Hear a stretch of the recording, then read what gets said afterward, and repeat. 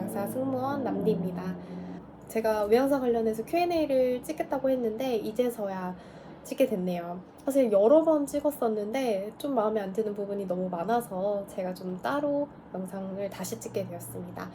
혹시라도 이거 영상을 보시고 또 궁금한 게 생기신다면 DM이나 댓글로 남겨주세요. 답변 달아드리겠습니다.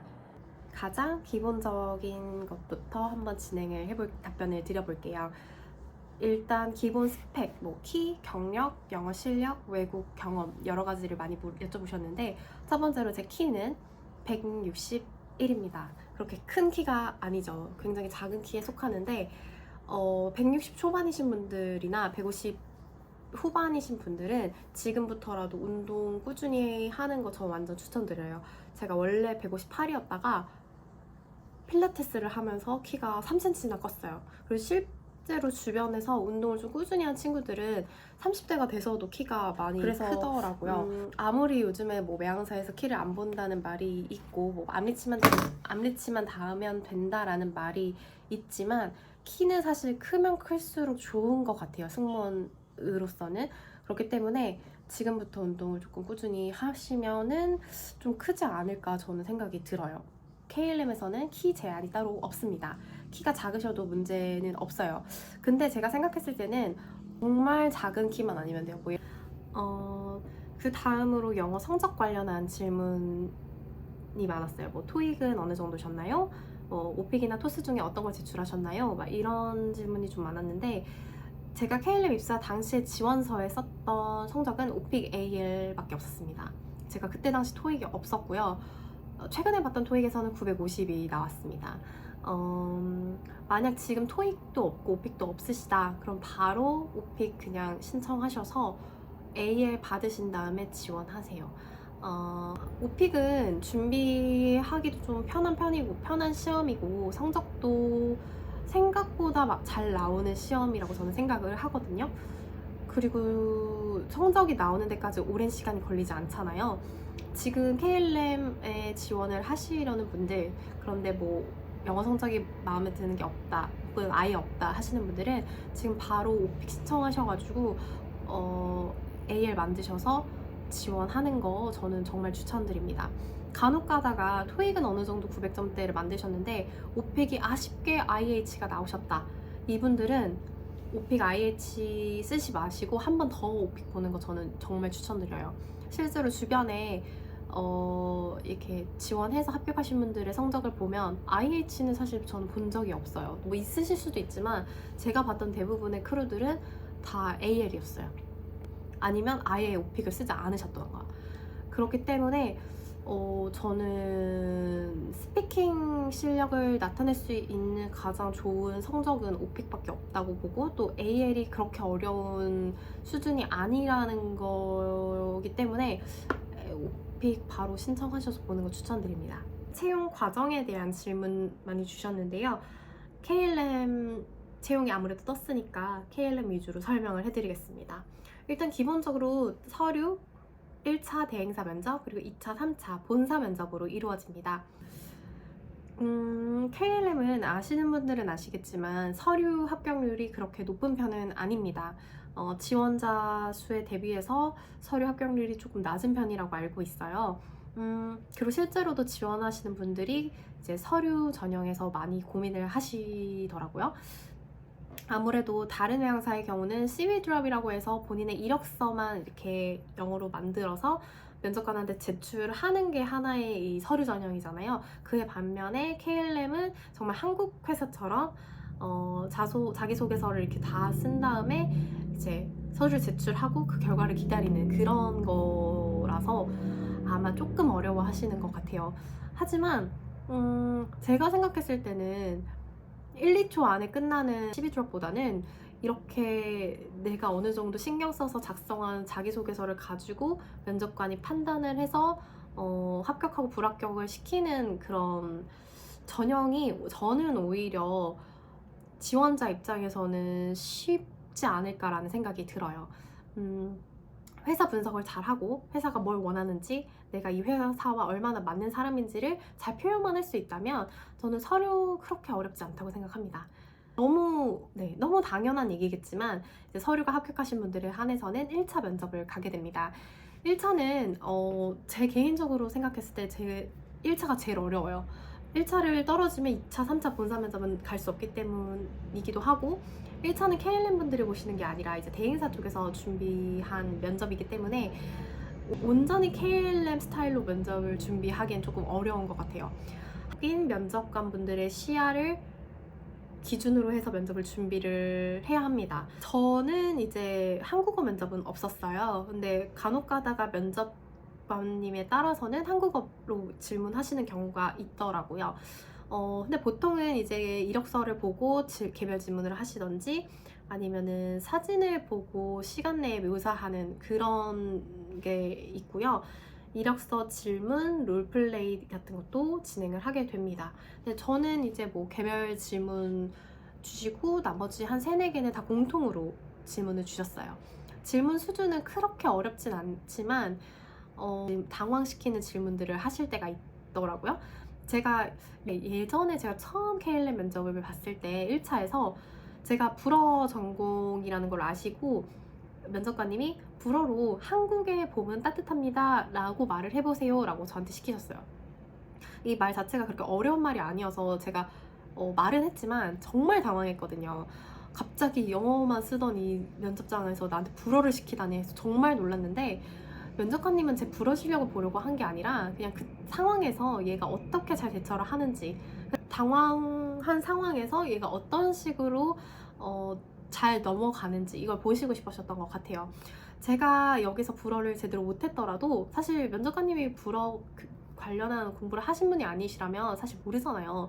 그러니까 불어든 뭐 중국어든 제2외국어 관련해서 뭔가를 질문하시고 뭔가 시키셨을 때 당황을 너무 많이 하지 마세요. 당황을 하더라도 그걸 감추고 어떻게 내가 이걸 잘 넘기는지를 좀 보여주는 연습을 KLM 1차 면접 전에 한번 준비해 보시는 거를. 2차 같은 경우는 경력이랑 신입이 함께 들어갑니다. 제가 개인적으로 생각했을 때 2차는 분위기가 너무 좋아요. 2차는 정말 그 전체적인 분위기가 사실 좋다면, 그리고 개인적으로 이렇게 영어적인 부분이라든지 나의 답변이 말리거나 뭔가 실수를 크게 하지 않는 이상은 저는 그 한 방에서 모든 분들이 합격할 2차에서 3차 넘어갈 수 있다고 저는 생각하거든요. 2차는 그리고 질문들도 되게 어렵지가 않아요. 뭐 한국의 문화에 대한 질문, 아니면 서양인들에게 추천하고 싶은 한국 요리, 뭐 한국인으로서 내가 자랑스러운 점, 약간 이런 걸 물어보기 때문에 사실 그렇게 어려운 그 단계는 아니에요. 그래서 소극적인 태도 보이지 마시고 답변을 너무 절거나 영어적인 실수만 하지 않는다면 2차는 그게 어렵지 않습니다. 근데 이제 문제는 3차죠. 3차가 조금 어려워요. 한국인 면접관, 더치 면접관 이렇게 들어가시고요. 23년도, 그러니까 22년도에 봤던 채용에서는 그때는 코로나여서 팀즈로 화상 면접을 봤는데 그때는 이제 더치 크루 둘과 제가 이제 팀즈로 참여해서 면접을 보게 됐습니다. 3차는 보통은 한국인 면접관 한 분, 더치 면접관 한 분 이렇게 계세요. 그래서 한국인 면접관 분들은 이제 한국어로 질문하시고 한국어 답변을 저희는 하면 되는 거고요. 이제 거의 대부분의 질문은 더치 크루 분이 합니다. 제가 면접을 봤던 22년도, 3년도 채용에서는 그 2차 면접을 거의 1대1로 진행을 해서 한국어 면접, 영어 면접 다 했어요. 그래서 한 40분 정도 면접을 봤던 걸로 기억을 하고요. 그 다음에 3차 면접은 그분들이 이제 한국으로 오시지를 못해서 팀즈로 2명의 더치 크루와 저 하나 이렇게 참여해서 면접을 보게 되었습니다. 보통은 큰 질문들을 하나씩 던지고 제가 그걸 답변을 하면 거기에 대한 꼬리 질문이 많은 게 KLM 파이널 면접의 특징이에요. 그래서 질문 구성은 뭐 KLM 지원 동기, 자기의 장단점, 뭐 팀워크, 갈등 상황, 해외 경험 등, 그러니까 이런 어렵지 않아요. 이렇게 면접을 준비하신 분들이라면 이미 답변이 어느 정도 준비가 되어 있을 정도의 쉬운 질문들인데, 이제 거기서 그 더치 크루들이 개별적으로 꼬리 질문을 정말 많이 하는데, 이제 여기서 조금씩 말리기 시작하면은 이제 3차 면접을 진행하기가 조금 어렵다라고 말씀드릴 수 있습니다. 그래서 생각하지 못했던 질문들이 정말 많이 나오기 때문에 이런 부분을 대비해서 3차 면접을 준비하시는 거. KLM 업무 강도 뭐 제가 다른 항공사는 다른 LCC를 하나 다녔기 때문에 다른 항공사와 어떤 식으로 비교를 해야 될지는 사실 모르겠으나 개인적으로는 저는 제가 이전에 다녔던 에어아시아 X와 뭐 비교를 하자면 저는 KLM의 업무 강도가 훨씬 더 낫다고 생각해요. 사실 에어아시아 같은 경우는 보딩 전에 기내에 들어와서 해야 하는 그라운드 업무가 굉장히 많았고 보딩 자체도 엄청 정신이 없어요. 시간이 굉장히 타이트하고 보딩에 걸리는 시간을 최대한 줄이기 위해서 승무원들이 정말 좀 타이트하게 일을 해야 되는데 KLM 같은 경우는 보딩할 때 그렇게 시간이 촉박하지 않고요. 그라운드 업무 자체가 사실은 일반 크루들한테는 거의 없습니다. 물론 비즈니스 크루들은 웰컴 서비스도 준비해야 되고 그 기본적인 그 기내를 조금 서비스를 준비를 해야 되는 것들이 있어서 비즈니스 같은 경우는 조금 준비해야 하는 것들이 있지만 이코노미의 경우에는 확실히 업무 강도가 제가 이제 뭐 카타르나 에미레이트 중동항공사에 다니셨던 분들한테 얘기를 들으면 확실히 KLM의 업무 강도가 그 중동의 항공사들하고 비교했을 때는 현저히 낮다고 하시더라고요. 그래서 오히려 저희는 지켜야 할 것들, 지켜야 하는 서비스 규정이라든지 그런 플로우가 복잡하지 않고 단순하다 보니까 오히려 그래서 저희가 개인적으로 승객들에게 먼저 다가가서 더 개인적인 서비스를 드릴 수도 있고 좀 친밀한 서비스를 할 수 있는 환경이라고 말씀드릴 수 있어요. KLM에서는 남자 승무원도 뽑나요? 라고 여쭤보시는 분도 계셨는데요. 당연히 남자 승무원 뽑습니다. 남자 승무원들도 계시고요. 저희 기수 때는 남자분이 뽑히지는 않으셨는데 저희 이전에 뽑히신 분들 남자분들 계십니다. 그리고 다음으로 뽑히신 분들 중에서도 남자 크루분들 뽑히셨다고 저는 들어서 남자 승무원이라고 안 뽑히거나 하지는 않아요. 절대 그렇지 않습니다. 신입은 되게 어렵나요? 신입을 선호하지 않는 이유가 있을까요? 라는 질문도 있었는데요. 이 질문은 솔직히 제가 공식으로 답변을 드리는 건 조금 어려운 것 같긴 하지만 예전에 저희 기수가 그 본사의 계약서를 쓰러 갈 때 신입이었던 제 동기가 물어봤어요.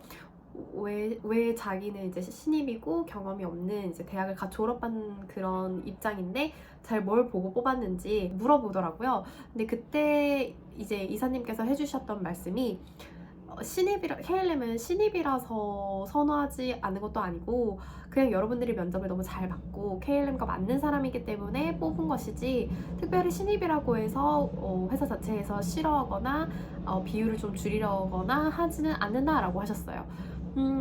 근데 다만 제가 생각했을 때 신입분들은 아무래도 면접을 보는 데 있어서 이 KLM에 대한 이해와 승무원에 대한 이해가 경력직 분들보다는 조금 덜 하실 수 있잖아요. 그리고 경험적인 부분에 있어서도 살릴 수 있는 에피소드들이 사실상 경력직 분들에 비해서는 더 적을 수밖에 없어서 면접을 준비하시는데 좀 어려울 수밖에 없거든요. 그렇다 보니까 아무래도 면접에서 보여줄 수 있는 것들이 경력직보다는 적어서 아마 좀 뽑히는 비율이 많지 않을까, 경력직들이 많지 않을까 싶습니다. 현재 KLM에 있는 아시아 크루들은 누구누구 있나요? 그러니까 아마 이 질문은 어떤 국적의 아시아 캐빈 크루가 있는지 여쭤보시는 것 같은데 현재 KLM에는 아시안 크루들은 한국 크루들밖에 없습니다.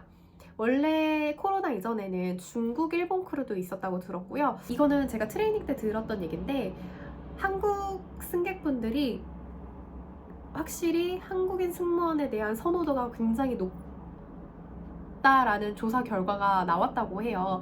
그래서 이제 한국인 크루에 대한 필요성을 회사에서도 직접적으로 너무 느꼈기 때문에 한국인 크루를 계속해서 뽑는다고 합니다. 네, 현재는 중국인, 일본인 크루는 없습니다. 다만 예전에 입사한, 정말 오래전에 입사한 일본인 크루 같은 경우에는 일정 조건을 채웠을 때 이제 정직원으로 근무를 할 수 있는 그런 제한이 있었던 경우가 있어서 아주 소수지만 일본인 크루가 남아 있고요. 또 제가 최근에 비행했던 남자 크루는 이제 계약 기간이 끝난 뒤에 그 남자친구분이 그 더치 사람이어서 비자가 이미 있는 상황이었어요. 그래서 있는 상황에서 이제 네덜란드어까지 완벽하게 배우신 다음에 다시 KLM에 지원을 하셔서 이제 이코노미 크루부터 다시 시작하시는 그런 케이스도 보게 되었습니다. KLM의 단점은 무엇인가요? 현직 승무원으로 KLM의 단점은 사실 정말 찾기 어려워요. 뭔가 일 강도 대비 스케줄 나오는 그 비행 대비해서 월급이 정말 잘 나오는 편인데, 단점이라고 하면 사실 승무원 복지의 꽃은 티켓이잖아요. 근데 티켓을 사용하기가 좀 힘들어요. KLM은 저희가 2년 계약직이잖아요. KLM 티켓을 사용하기 위해서는 제가 KLM 티켓을 사용하기 위해서는 이제 입사한 지 6개월이 지나야 하고요. 그럼 이미 1년 6개월밖에 없어요. 근데 또 이제 제드 티켓 아시죠? 그 다른 항공사까지도 함께 사용할 수 있는 그 할인 티켓의 그 복지는 입사한 지 1년 뒤에 쓸 수 있습니다. 그 말인즉슨 그 제드 티켓을 사용할 수 있는 기간은 오직 1년밖에 안 남았다는 거죠. 다른 중동항공사 같은 경우는 일정 인원은 제드 티켓까지도 다 사용할 수가 있잖아요. 근데 저희 항공사 같은 경우는 왕복 4장이 나와요. 타인을 위해서. 그 왕복 4장은 KLM 티켓만 사용이 가능해요. 결혼하신 분에 한해서 남편은 저하고 똑같이 제드를 사용하실 수 있는데, 결혼을 하지 않은 그 트래블 버디라고 하거든요. 그 남편이 아닌 다른 그런 파트너, 뭐 혹은 남자친구 혹은 뭐 부모님이 될 수도 있겠죠. 제가 정한 그 트래블 버디의 경우는 KLM 티켓만 사용이 가능합니다. 근데 이 왕복 4장을 사용하기 위해서는 반드시 제가 그 비행에 탑승해야 합니다. 그 말인즉슨 제가 비행기에 있어야지 그 친구도 같이 쓸 수 있다는 뜻이거든요. 그러면은 혹시라도 로드가 좋지 않아서 못하는 경우가 생길 수 있잖아요. 그러면은 이제 그 친구는 기다렸다가 다음 뭐 저렴한 티켓으로 오고, 이게 아니라 무조건 풀페이를 해서 오거나 제가 다음 비행에 와서 이 친구를 데려가는 수밖에 없어요. 약간 조금 힘들어요. 그래서 가장 좋은, 이 KLM을 다니기 위해서 가장 좋은 사람은 결혼하신 분들, 남편하고 뭔가 여행을 다니기에 진짜 좋은 복지입니다. 하지만 결혼을 하지 않으셨다면 이게 티켓을 활용하는 게 조금 어렵다. 또 제가 생각한 KLM의 단점은 레이오버 시간이 좀 길다? 근데 이거는 어떤 분들은 오히려 좋아 라고 말씀하시는 분들도 있고, 어떤 분들은 저처럼 조금 힘들다 라고 말씀하시는 분들이 계세요. 이거는 좀 케바케인 것 같은데, 일단 레이오버 시간이 길면 쉴 수 있는 시간이 많아서 좋기는 해요. 또 유럽에 있으면서 그 암스테르담에 있으면서 다른 나라로 여행할 수 있는 기회가 확실히 많아지죠. 그 좀 레이오버를 하면서 편하게 여행을 다닐 수는 있어요. 그렇지만 안 좋은 점은 이제 신체가 암스테르담 시간에 맞춰져 있다가 이제 좀 익숙해질만 하면 한국으로 돌아와요. 한국으로 돌아와서 또 시차에 적응하느라 좀 힘들죠. 그 다음엔 이제는 좀 괜찮아질만 하네, 이제 한국 시간에 좀 정착할만 하네 하면은 이제 암스테르담으로 다시 가야 합니다. 또 밤샘 비행을 하죠. 그럼 또 새벽에 도착해서 또 자고 이러다 보면은 몸이 망가지는 게 좀 많이 저는 느껴지더라고요. 저한테는 요즘은 조금 힘든 부분으로 다가오고 있어요. 그리고 수영 테스트에 관련된 질문도 있었어요. 수영을 얼마나 잘해야 하나요? 수영 테스트에는 어떤 걸 하나요? 이런 류의 질문이 있었는데, 저 때는 수영 테스트가 따로 있진 않았고, 트레이닝 때 이제 웻드릴이라고 해서 그 수영장 안에서 이제 이 비상 상황에서 바다에 빠졌을 때 어떻게 승객들을 도와주고 구출하고, 이런 여러 가지 상황들을 저희가 그때 훈련을 받는데, 그때 당시에 저희 인스트럭터는 수영을 보더라고요. 그러니까 다른 배치들은 수영을 따로 보진 않았는데 저희 배치는 이 친구가 얼마나 자유형으로 왔다 갔다를 편하게 할 수 있는지를 좀 눈여겨보고, 그게 좀 부족하다 싶은 친구들은 따로 불러서 다시 시험을 보게 했어요. 테스트를 한번 보더라고요. 그리고 저희 때는 이 웻드릴이 굉장히 빡센 편이었는데, 그때 당시 저희가 파일럿 분들하고 같이 테스트를 봐서 더 어렵게 봤는지는 모르겠어요. 발이 닿지 않는 정도의 수심이 깊은 수영장에서 구명조끼를 주지 않은 상태에서 물에 빠뜨립니다. 그 다음에 인원수에 맞지 않는 뭐 예를 들어서 10명, 15명이 있다고 치면 한 3장의 구명조끼를 던져줘요. 그래서 그거를 한번 너네가 해봐라. 그거를 한번 입어봐라. 약간 이런 식으로. 근데 그렇게 해서 그 다음에 이제 인원수에 맞게 구명조끼를 또 던져주면 그 상태에서 이제 물이 깊은 그곳에서 구명조끼를 입고 수영하는 거 이런 걸 또 시키더라고요. 근데 이제 좀 물을 많이 무서워한다든지 구명조끼 없이 물에서 움직이는 걸 못 하신다든지 이러면은 그거를 좀 통과하시기 어렵지 않을까 싶어요. 근데 제가 말씀드린 이거는 사실 인스트럭터들마다 조금씩 방식이 달라서 어떤 방식으로 수영을 테스트를 할지는 사실 저도 확답은 드리기가 좀 어려워요. 다만 적어도 이제 승무원 훈련을 하기 위해서 입사를 앞두고 계신다면 오시기 전에 수영 자유형 정도는 조금 연습을 해서 오시는 게 좋지 않을까 생각합니다. 한 달에 비행 횟수는 어느 정도 되나요? 비행 횟수는 작년 7월에는 한 달에 1.5에서 2회 정도 나왔어요. 1.5라고 하면은 한 달에 왕복 하나에 그 다음에 나머지 한 번은 이제 그 다음 달에 걸쳐서 이제 왕복이 있는 그런 식이었는데 요즘에는 비행이 꽤 많아요. 요즘에는 거의 2.5에서 3번? 근데 그것도 이게 워낙 레이오버가 길다 보니까 한국에서 정말 미니멈으로 쉬고 그 다음 비행을 가야 되는 그런 스케줄로 진행을 하고 있어요. 근데 물론 저희가 미니멈이라고 해도 사실은 한 일주일 정도 쉬거든요. 저희 회사는 미니멈 레스트가 5일 정도, 5일에서 6일 정도 되기 때문에 그래서 이제 비행 하나 일주일 정도 레이오버가 길어서 일주일 정도 하고 그 다음 일주일 쉬고 그 다음 바로 비행 가고 그 다음 쉬고 이런 식으로 진행이 됩니다. 또한 저희는 스탠바이가 있어요. 스탠바이 여쭤보시는 분들도 많았는데 저희 회사에도 스탠바이 있습니다. 근데 워낙 한국인들이 많지가 않아서 어떤 사람이 이제 씩을 내거나 아프다고 해서 비행을 못 간다, 뭐 상황이 어떻게 돼서 비행을 못 갈 것 같다라고 이제 미리미리 서로 공유를 해요. 그러면은 이제 그날 스탠바이인 사람들은 아, 이날 내가 불리겠구나 라는 거를 알고 있는 거죠. 그 미리 전에 스케줄이 바뀌게끔 이제 회사에서 이제 스케줄을 조정을 해주셔서 비행 당일에 급하게 막 준비해서 나가야 되고 이런 경우는 사실 없습니다. 트레이닝 분위기나 난이도가 어떤지 알고 싶습니다. 트레이닝 난이도 회사마다 분위기가 굉장히 다르죠. 에어아시아를 제가 다녔을 때는 정말 빡셌어요. 근데 아시아 회사들이 대체적으로 트레이닝이 빡세다고 하더라고요. 저희는 이제 트레이닝 때 뭐 1단원을 배우면 그 다음날 바로 시험 보고 그 다음날 또 시험 보고 또 시험 보고 파이널은 주관식으로 써야 되고 모든 매뉴얼 다 외워서 달달 적어야 되는 그런 시험이었고 되게 빡셌어요. 스케줄이 아침 일찍 출근해서 정말 오후에 퇴근하고 약간 이런 식의 스케줄이었는데 KLM의 트레이닝은 난이도도 그렇게 높지 않고요. 분위기도 너무 가족 같아요. 일단 아무래도 난이도라고 하면은 신입인 동기들은 조금 어려워하긴 해요. 초반에 워낙 분위기가 자유롭고 스스로 공부하게끔 이제 하는 분위기라서 처음에 적응하는 게 조금 어려워하긴 하는데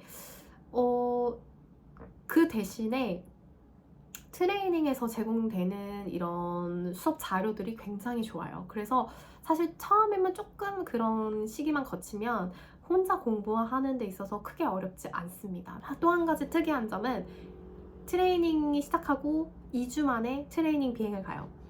2주 만에 이코노미 비행을 보냅니다. 저희 때는 저희 기수는 인도를 갔고요. 그 다음 기수분들은 뭐 태국 가신 분들도 있고 요번에는 보니까 남아프리카로 가시는 분들도 있더라고요. 그래서 좀 다양한 곳으로 비슷한 좀 시간대에 다른 취향지로 많이 보내요. 근데 이코노미 비행은 정말 손님처럼 가는 거기 때문에 서비스만 몇 번 해보고 점심시간에 앉지는 않고 승객 좌석에 앉아서 똑같이 가요. 특별히 저희한테 요구하는 거는 없고 그냥 한번 봐. 어떤 식으로 이코노미 서비스를 하는지 한번 보고 너가 하고 싶으면 한번 해봐. 우리 더치크루들은 이렇게 일해 라는 걸 보여주기 위한 겁니다. 그리고 뭐 비행기에는 이런 게 있고 뭐 이런 컨테이너에는 어떤 물건이 있고 이런 게 있으니까 한번 눈으로 봐. 이 정도예요. 그래서 오히려 트레이닝 비행 때 전 너무 재밌었어요. 오랜만에 비행도 하는 느낌이 들었고 인도도 오랜만에 가니까 너무 좋았고 비행을 해보니까 또 KLM이 어떤 문화를 갖고 있는구나 라는 것도 느낄 수 있어서 되게 좋았습니다. 그 다음에 저희가 이제 2주, 3주 정도 지나면 또 비즈니스 트레이닝을 보내요. 이때는 이제 비즈니스 클래스에 대해서 너네가 한번 또 봐 라는 거기 때문에 이때는 조금 긴장해서 가죠. 저는 비즈니스를 경험해보지 않아서 여기서의 서비스는 과연 어떻게 될까라는 궁금증이 되게 많았는데 실제로 눈으로 보고 직접 경험을 해보니까 서비스 그 트레이닝 센터에서 글이나 영상으로 봤던 거랑은 정말 많이 다르더라고요. 그래서 그 뭔가 글로 배우거나 설명을 통해서 얻어내는 그런 트레이닝이 아니라 실제로 눈으로 보고 경험해보고 몸으로 한번 해보는 그런 트레이닝을 이 KLM은 좋아해요. 그런 스타일이에요.